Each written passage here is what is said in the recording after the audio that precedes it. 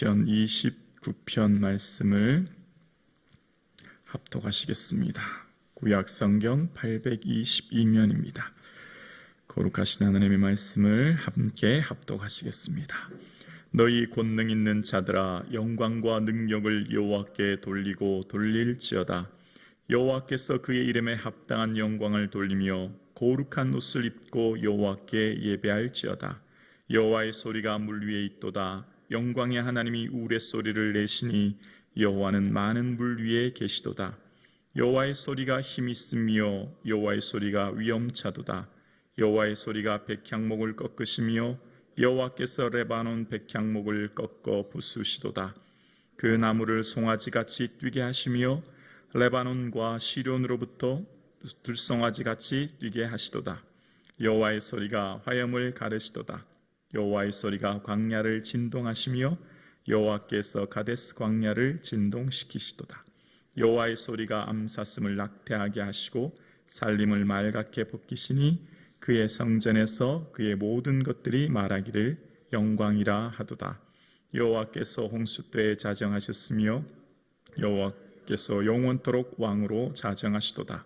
여호와께서 자기 백성에게 힘을 주시며 여호와께서 자기 백성에게 평강의 복을 주시리로다. 아멘. 한평생 내 주 예수 그리스도를 찬양하며 예배하는 삶 되기를 주님의 이름으로 축복합니다. 아멘. 오늘 다윗은 하나님 앞에 이런 고백을 합니다. 너희 권능 있는 자들아, 영광과 능력을 여호와께 돌릴지어다. 다윗의 고백 속에서 나그네와 같은 먼지와 같은 연약한 인생으로 고백하지 않고 권능 있는 자로 고백하며 그 권능 있는 자들이 오직 하나님께 영광 돌려야 함을 고백하고 있습니다. 그러면서 2절에 함께 또한 이렇게 고백합니다. 그의 이름에 합당한 영광을 돌리고 거룩한 옷을 입고 여호와께 예배하라 라고 선포하고 있는 것을 보게 되어집니다. 오늘 하나님을 예배하고 있는 다윗의 삶의 자리, 지금 어떤 상황 가운데 하나님께 이렇게 예배하고 있을까요? 일반적으로 학자들은 지금 다윗이 이제 깊은 동굴 속에서 도망자의 신세로 있는 그 상황 가운데 천둥 번개를 치는 그 많은 빛 속에서 하나님을 예배하고 있는 상황을 이야기하고 있고, 지금 하나님을 예배하고 있는 그 상황 속에서 다윗이 어떤 소리를 듣게 됩니다. 3절입니다. 여호와의 소리가 물 위에 있도다. 영광의 하나님이 우레 소리를 내시니 여호와는 많은 물 위에 계시도다 라고 고백합니다. 지금 3절로부터 9절까지 끊임없이 반복되어지는 단어, 곧 여호와의 소리가 반복해서 들립니다. 지금 다윗은 곤고한 상황 가운데 동물들이나 기거할 수밖에 없는 그 동굴 가운데 있으면서 하나님의 소리를 듣게 되었다는 거예요. 하나님의 명확한 소리를 들었는데 그 하나님의 소리가 무엇이냐면 바로 우레소리와 화염과 번개를 통하여서 하나님의 소리를 듣게 되었다는 겁니다. 그러니까 3절 이하의 여호와의 소리는 물 위에 있었고 영광의 하나님이 우레소리를 내셨다라고 이야기합니다. 지금 천둥 번개가 치는 엄청난 비가 내리고 있습니다. 그 상황 가운데 다윗은 무엇을 보았습니까? 하나님의 소리를 보았습니다. 들었습니다. 하나님이 온 천지 만물 가운데 말씀하시는 하나님의 소리를 듣게 되었다 고백하고 있습니다. 오늘 본문에 특별히 5절 말씀에 보면 여호와의 소리가 백향목을 꺾으시며 여호와께서 레바논 백향목을 꺾어 부수시도다 라고 이야기합니다. 이스라엘 산 가운데 특별히 이 백향목은 레바논 산맥에 한 1500m에서 2000m 고지에 자란다고 하지 않습니까? 수명이 1000년 이상 되고 또 추위에 강하기 때문에 강한 생명력이 있다는 겁니다. 30m 이상 곧게 자라서 성전 재료로 쓰게 되고, 그래서 특별히 구약에서는 의인을 향해 백향목이라고 비유하기도 하지만 또 백향목은 교만한 사람, 교만한 왕, 교만한 나라를 백향목에 비유하기도 하죠. 그 하나님의 소리가 백향목, 곧 교만한 왕과 교만한 나라를 꺾어 부수시도다라고 말씀하고 있는 것을 보게 되었습니다. 백향목 레바논은 백향목은 그리고 6절에 보면 그 나무를 송아지같이 뛰게 하시며 레바논과 시련으로 들송아지같이 뛰게 하시도다라고 이야기합니다. 지금 보고 다윗의 눈 속에 보여지는 나무가 기뻐 춤추며 뛰기 시작한다는 거예요. 송아지같이 뛰고 또 레바논과 시련에 들송아지같이 뛰게 된다는 것을 이야기합니다. 여기서 시련이라는 단어가 6절에 나오죠. 신명기 3장 9절에 보면 헤르몬 산을 시돈 사람들은 시론이라 부르고라고 이야기하는 거예요. 그러니까 지금 레바논과 시론은 곧 다른 말로 헤르몬 산을 이야기하는 겁니다. 산과 땅이 들송아지같이 뛰며 기뻐한다는 거예요. 지금 다윗의 소리 가운데는 비가 내리는 이 소리 가운데 하나님의 통치하심이 보게 되었고, 하나님의 통치하심 가운데 나무와 산과 땅들이 기뻐 뛰며 하나님을 찬양하는 모습을 지금 다윗이 보고 있는 거예요. 그러면서 8절입니다. 7절 8절입니다. 여호와의 소리가 화염을 가르시도다. 여호와의 소리가 광야를 진동하시며 여호와께서 가데스 광야를 진동시키시도다. 가데스 광야는 이스라엘 가장 남쪽에 있는 광야예요. 최남단이에요. 조금 전에 말씀드렸던 시련은 헤르몬 산을 말한다고 말씀드렸죠. 헤르몬 산은 가장 북쪽에 있는 산입니다. 그러니까 가장 북쪽에 있는 땅 끝부터 가장 남쪽에 있는 땅 끝까지, 우리로 비유하면 무슨 백두에서 한라까지 온 천지 만물, 나무와 산과 땅들이 하나님을 찬양하고 하나님은 그것들을 진동시키시고 하나님 그것들을 위해 위엄차게 힘있게 임재하셨음을 지금 이야기하고 있는 것입니다. 그러면서 9절입니다. 여호와의 소리가 암사슴을 낙태하게 하시고 살림을 말갛게 벗기시니 그의 성전에서 그의 모든 것들이 말하기를 영광이라 하도다.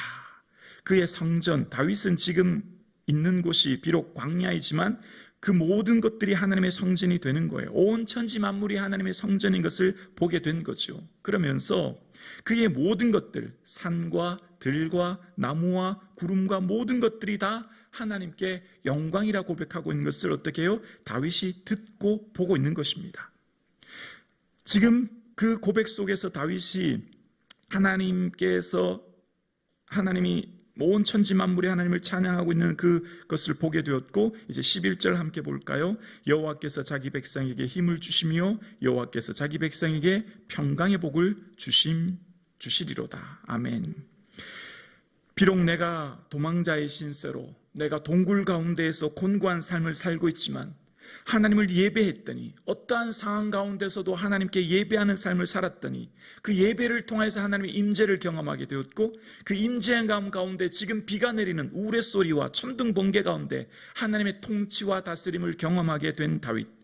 그래서 하나님께서는 하나님의 온 우주 만물을 통치하시고 다스리심으로써 그 백성에게 힘을 주실 뿐만 아니라 평강을 주심을 고백하고 있습니다. 제가 여러 번 고백드렸죠. 제가 중2 때였던 것 같아요. 겨울 방학 수련회 때 이제 열심히 기도하고 은혜를 받았습니다. 한 7시 반, 8시부터 저녁 집회가 시작된 것 같은데, 전도사님, 그때 전도사님이었죠. 지도한 전사님 말씀 듣고 성령의 충만한 임재를 경험하고 무슨 방언의 은사도 나오고 경험하게 되었고, 은혜를 크게 경험하게 되었어요. 그리고 한 1시간 반, 2시간 기도했나 생각했는데 밤새 기도했더라고요. 밤새. 그래서 한 아침 5시 반 넘었던 것 같아요. 그러면서 함께 한 70명 정도 수련회 갔는데 다 숙소에 들어가고 한 16명 남짓 그렇게 우리끼리 그 밤새 기도했던 것 같아요. 몇몇 선생님들하고 전도사님하고. 그래서 그 친구들하고 이제 성전에서 문을 나왔는데, 그때 기도원의 수련을 하러 갔거든요. 기도원이 산속에 있었어요. 성전 문을 열고 나오는데 아침 해가 비치고 산에 안개가 끼어 있는데 산들이 막 춤을 추는 것 같아요. 너무너무 산이 아름답고 구름이 아름답고 어제 보았던 산과 들이 아닌 거예요. 어제 보았던 나무들이 아니에요. 어제 보았던 그 자연이 아니에요. 온 전체 만물이 너무 아름답고 너무나 마음의 벅찬 감격을 느끼게 되었습니다. 여러분 어떻습니까? 성전에서 하나님을 찬양하고 충만한 기쁨을 누리면 산과 들이 새롭게 보이죠. 온 우주 만물이 새롭게 보이는 거예요. 다윗이 그래서 여호와여 주의 이름이 온 땅에 어찌 그리 아름다운지요, 주의 손가락으로 만드신 주의 하늘과 주의 베풀어 주신 달과 별을 내가 봅니다. 시편 8편에 그런 고백을 하죠. 하나님 베풀어 주신 산과 달들을 보게 되는 거예요. 별들을 보게 되는 거예요. 구름과 산들이 하나님을 찬양하는 것을 보게 되는 거죠. 어떻게 했기 때문에요? 예배함으로. 하나님 주시는 충만한 기쁨을 내 안에 누리기 때문에 예전에 보던 산과 들이 아닌 게 되는 것이죠. 그래서 어떻게 해요? 다윗의라고 하는 표현을 등장하는 것이 성경에 몇 것이 나오는데요. 바로 다윗의 장막이라는 말이 나와요. 다윗의 장막은 이사야서 16장에 보면 다윗의 장막이 인자함으로 왕위가 굳게 설 것이라고 이야기합니다. 왜 다윗의 장막에 왕위에 굳게 설까요? 왕이 굳게 서는 것은 군사력이나 무슨 외교력이나 힘이 굳게 서야 되지 않습니까? 그런데 이사야서는 왕위가 굳게 서는 것은 다윗의 장막 위에 굳게 선대요. 다윗의 장막이 뭐였을까요? 오벳 에돔에서부터 예루살렘 자기 성으로 올 때까지 다윗이 춤을 추면서 예배드렸죠. 그리고 뭘 준비했죠? 다윗이 장막 가운데 준비한 자리에 그 언약궤를 두었대요. 다윗의 특별한 장막을 준비한 그 장막을 준비했고 그 자리에 언약궤를 두었다는 겁니다. 요즘에도 이 중동에 가면 고급 염소털로 짠 이 장막, 텐트는 수천만 원, 억 단위로 넘는다고 하죠. 다윗이 준비한 이 자리, 그리고 그 장막은 보통 장막이 아니었을 거예요. 최고가의, 최고의 정성을 들인 최고의 것들을 준비해서 한 장막이었을 거예요. 그리고 그것을 준비한 자리라고 이야기합니다. 그냥 오지 않았어요. 예배는 뭘까요? 준비하는 것이죠. 예배는 뭘까요? 하나님을 향한 최고의 예우죠. 그러니까 다윗이 준비한 그 장막 가운데 둔 그곳에 하나님께서는 기뻐하셨고 그 왕위를 굳게 하셨다는 겁니다. 다윗의 왕위가 굳게 되었고 그 후손으로 후손까지 왕위가 이어질 수 있었던 것, 그래서 다윗의 자손 예수 그리스도가 날 수 있게 되었던 것 무엇일까요? 바로 하나님을 예배하는 중심이 있었고, 그래서 예수 그리스도로부터 다윗의 열쇠를 가진 이 꼭가 예수 그리스도가 되는 것이죠. 하늘 문을 여는 이가 예수 그리스도인 거죠. 하늘 문은 어떻게 열까요? 예배로 여는 것이죠. 예배하는 자가 하늘의 영광을 맛보는 것이죠. 천국은 어떤 곳일까요? 하나님이 예배하는 곳이죠. 천군 천사가 하나님을 경배하고 찬양하며 하나님을 높여드리는 곳 천국이죠. 그 천국을 어떻게 이곳에서 맛볼까요? 예배로 맛보는 것이죠. 하나님을 예배함으로 충만한 은혜를 받게 되어지고 그 충만한 은혜를 받은 자들이 하나님으로부터 힘과 평강을 얻게 되어지고 그 힘과 평강을 얻은 자들이 세상을 바라볼 때 산과 들이 하나님을 찬양하고 높이는 것을 보게 되는 것, 그것이 바로 하나님 찾는 사람요 하나님 찾는 자에게 주신 복인 줄로 믿습니다.